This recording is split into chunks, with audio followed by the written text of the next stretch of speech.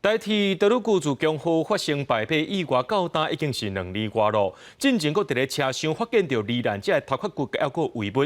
行政院长是调集相关单位开这检讨会议，也向家属回失礼。不过代替局长杜美今早起说讲，是用电话或者是赖来甲家属回失礼，引起正人的批评。代替局下晡是赶紧开记者会来甲家属回失礼，也强调讲会随夜去甲因拜访。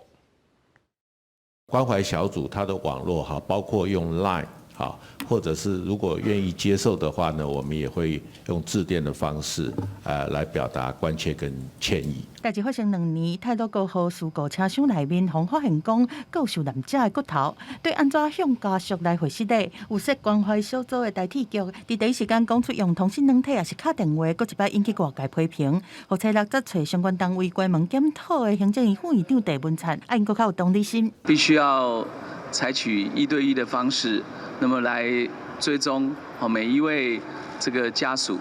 那希望能够让家属感受到这一份用心跟贴心。台铁局向所有这个我们相关的家属及社会呢，先致歉。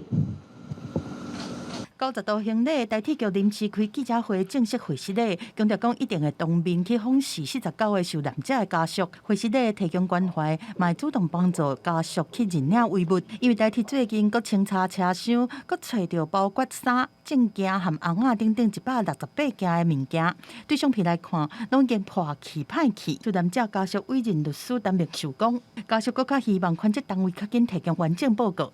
没有任何对于事实的交代，也没有任何的调查报告结果。家属要的是真相，这绝对不是一个台铁层级的道歉。我们认为应该负起这个最大的责任就是行政院，所以应该要由行政院层级的人来进行道歉。不同单位之间的一个横向沟通，还有在程序面上面的一个检讨，那我们预计会立即展开，那预计会在1个月之内会完成。但并受呼吁政府的处理方式应该更较有路，嘛要确保这种事件莫阁发生，才袂互家属心内的伤好气阁互挖出来。记者综合报道。